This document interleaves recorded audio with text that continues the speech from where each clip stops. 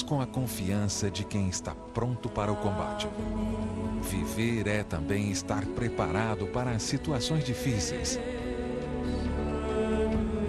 O modo como encaramos as dificuldades é que faz a diferença.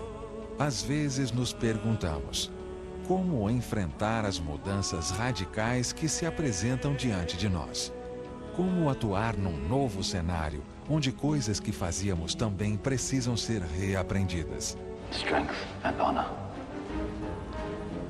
Como lutar sem deixar para trás valores fundamentais? E mais, como saber a medida exata a ser tomada no momento certo? O mais incrível é que justamente diante de situações adversas, muitos redescobrem o que tem de melhor: a ética, a amizade, a capacidade de criar novas estratégias fundamentadas na experiência, o talento para promover alianças positivas, o espírito de liderança, a consciência da força que reside no verdadeiro trabalho em equipe. Tudo isso aflora quando as circunstâncias exigem, quando se sabe que existe um objetivo maior a ser alcançado. Claro que não é fácil abandonar hábitos, costumes, não é fácil adaptar-se aos novos meios ou usar recursos aos quais não estávamos familiarizados. Mas todo guerreiro sabe que pessimismo e insegurança nessa hora só atrapalham. Ainda que a ameaça venha de vários lados, com agilidade, força e determinação podemos alcançar o resultado. A combinação de energia e inteligência, assim como o equilíbrio entre a razão e a emoção, são fundamentais para o sucesso. É uma sensação extremamente agradável chegar ao fim de uma etapa com a consciência do dever cumprido e obter a consagração, o respeito de todos, o reconhecimento dos colegas, a admiração das pessoas que amamos, ouvir o próprio nome com orgulho. Aquele orgulho de quem viu nos obstáculos a oportunidade de crescer. O orgulho de quem soube enfrentar as turbulências da vida e vencer. O orgulho de ser um vencedor que não abriu mão dos seus valores fundamentais.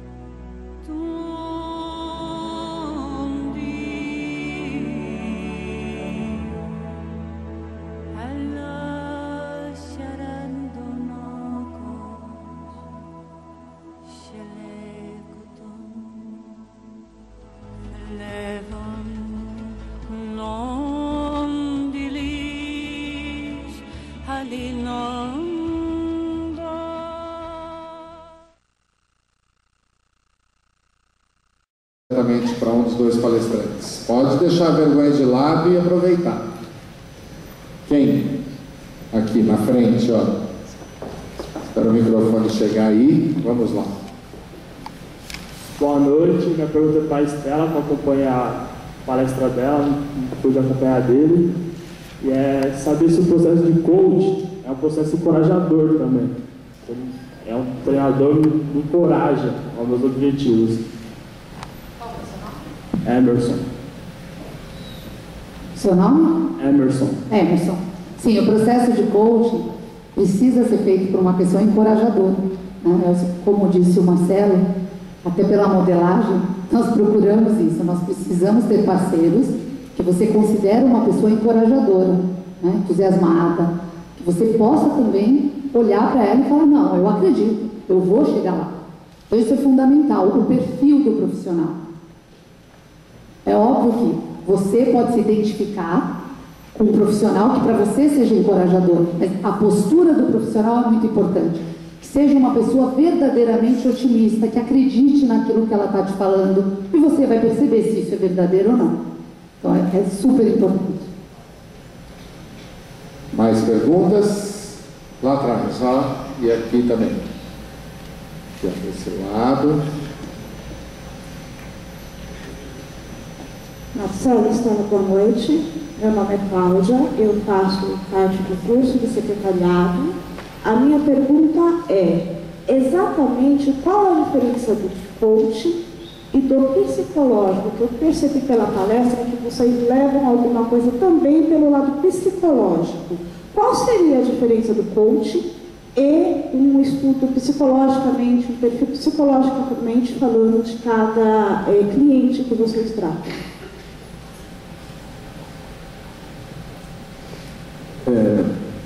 Eu vou responder, mas depois se você quiser completar, Stella. Assim, o coaching, ele vai trabalhar ali na motivação, né? Ele vai mostrar para você quais são os seus motivos para agir. Isso é importante. Então, seus motivos para agir são seus valores, suas crenças, seus talentos, capacidades, como a Stella falou na palestra dela. Um psicólogo, a parte mais psicológica, que assim, a área da psicologia vai trabalhar mais o passado. Por exemplo, se eu perguntar para você por quê, a pergunta por quê vai remeter você ao passado. E aí você vai lá atrás pegar coisas do seu passado para poder responder. E muitas vezes a pessoa, por exemplo, quando tem algum problema psicológico, o coach não vai conseguir ajudar. O psicólogo, a psicóloga que vai trabalhar nisso. O coach, inclusive, como a Estela comentou, se ele perceber que a pessoa está precisando desse tipo de ajuda, ele vai ser sincero com a pessoa e vai direcionar a pessoa para um profissional adequado. O coaching vai trabalhar o presente e o futuro. Estou certo, Estela? Se quiser completar. Acho que o Marcelo falou perfeitamente. Coaching é presente e futuro. Aonde eu estou, aonde eu quero chegar. É por isso que um processo não substitui o outro. Muito pelo contrário. Quem passou por um processo psicoterápico e se conhece, tem muito mais chance de entender e poder caminhar de uma forma muito mais clara para conquistar os objetivos e os resultados. Porque se durante o processo de coaching, o tempo inteiro a pessoa estiver muito focada em questões emocionais dela, o que acontece? O processo não anda. Porque você está falando de futuro, você está planejando um caminho, e ela está dizendo da dor, do namorado, do que aconteceu. Então, nesses casos, a pessoa se beneficia muito mais em procurar um profissional como um psicólogo. Na segunda fila ali, ó. Do que a pessoa tem um objetivo. É interessante essa pergunta, porque qualquer um pode se beneficiar do processo de coaching. Você pode treinar e trabalhar coaching com seus filhos, quando você faz eles focarem num objetivo. Só que dentro do consultório, ou quando você tem os objetivos numa empresa, você vai começar a perceber, ter necessidade do processo, né, no momento em que aquilo para você se torna uma necessidade. Então, eu diria que a partir da adolescência, isso passa a ser mais importante. Mas uma criança, ela também precisa ter foco, ela também precisa construir um caminho. Mas a experiência da adolescência e adultos, eu acho que são as pessoas que mais se beneficiam. Lá atrás, tinha a moça que tinha levantado a mão, acho que de vermelho, lá atrás, isso.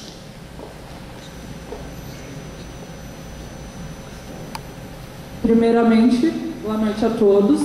Meu nome é Tássia, eu sou aluna da Unip, curso Administração de Empresas, e eu estou no 3º semestre. E nesse semestre a gente está focando bastante em processos decisórios, estrutura organizacional. Então, assim, pelo menos para mim, a parte uma das mais faladas é a questão de objetivos. E se a gente não tem objetivos na vida, a gente não tem por que fazer nada, estudar, trabalho para quê? Para ganhar dinheiro. Ganhar dinheiro para quê? Para fazer algo que eu gosto, investir em algo para você se beneficiar, enfim. Mas o que eu acho mais difícil nessa situação não é nem o objetivo, porque todo mundo tem o objetivo de ter um carro. O que move sua vida são objetivos. Mas o mais difícil, para mim, no momento, é organizar as prioridades, a gente vê o que é urgência, emergência, segundo plano. Então, assim, por exemplo, eu quero fazer um curso de inglês, mas não sei qual escola escolher, e vai deixando para depois, quando você vê, passa 6 meses, passa um ano, o professor fala, você estruturou o que você quer fazer esse ano? E aí, você está conseguindo realizar pelo menos metade, você olha para frente e fala, caramba, eu só quero, mas eu não estou fazendo nada para conseguir. Então, eu acho assim, objetivo todos têm, mas o mais difícil é organizar isso em prioridades. Queria saber se tem alguma técnica, alguma coisa que pode ser feita para você conseguir pôr em primeiro lugar, segundo lugar, o que é mais importante para você, se há um jeito mais fácil de você traçar essas metas e alcançar os objetivos, o que é prioridade na sua vida. Marcelo vai começar a responder, depois se a Estela quiser complementar. Olha, as pessoas normalmente, quando querem chegar em algum lugar, elas olham o caminho como um todo, não é assim? Então imagina que você está na estrada e está dirigindo. Não tem necessidade de você saber exatamente todo o caminho para chegar lá. É importante você enxergar até onde o seu farol vai. E aí você consegue, com pequenas etapas, chegar no seu objetivo. É mais ou menos isso que você está falando. O processo de coaching, como a gente falou de ação, vai permitir com que você comece a fazer as coisas das metas curtas. Por quê? Porque as metas curtas são mais realizáveis. E essas metas curtas, quando você realiza, você acaba percebendo que, nossa, eu consegui fazer isso, não é? Te dá mais motivação para você poder ir para um próximo passo. E assim você vai indo. Se eu perguntar aqui para vocês assim, todos aqui têm um grande sonho na vida, não tem? Todos têm, assim, um sonho grande. Tem ou não tem? Tá. O que é que vocês fizeram hoje pelo sonho de vocês? Por esse grande. Ontem. Anteontem. A cada dia que você deixa de fazer alguma coisa por esse seu sonho grande, é um dia que ele vai ficar mais longe de você. O que o processo de coaching vai permitir que aconteça com o cliente é exatamente isso. É começar a agir, passo por passo. E aí, se a pessoa começar a agir todos os dias, imagina, esse grande sonho vai chegar mais perto mais rápido ou não vai? Vai. E normalmente no final, o que as pessoas começam a perceber é isso: nossa, eu não sabia o que fazer. Tá? Existem muitos treinamentos, por exemplo, dessa área de empreendedorismo. A pessoa vai lá, se motiva, sabe tudo o que tem que fazer, como abrir empresa e tal, mas falta isso que você falou. Eu não sei como começar, eu não sei como agir. O processo de coaching ajuda nesse sentido. Não só o coaching, mas a programação neurolinguística também. Tá? Até como a nossa colega perguntou, programação neurolinguística permite com que a pessoa saia daquele ponto que está estagnando a pessoa, se desvencilhe daquilo e comece a enxergar o mundo de uma forma diferente, tendo insights e gestalt, que a gente chama assim.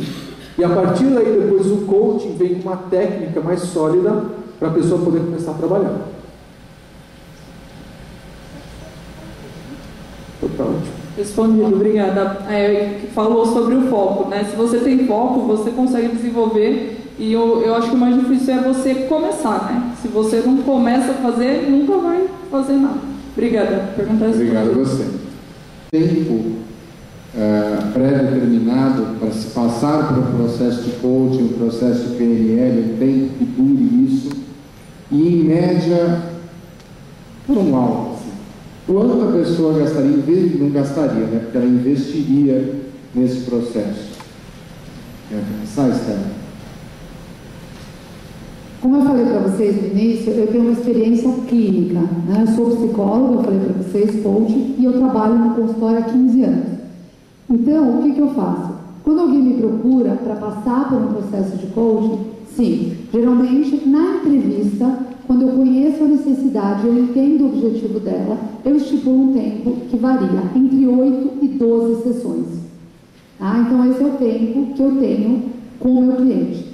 Em alguns casos, depois que o processo encerra, a gente entra em uma fase de manutenção, que seria uma vez por mês. Porque a intenção do coach é que realmente o cliente fique livre, que ele entenda e que ele já tenha incorporado para que ele possa andar sozinho. O investimento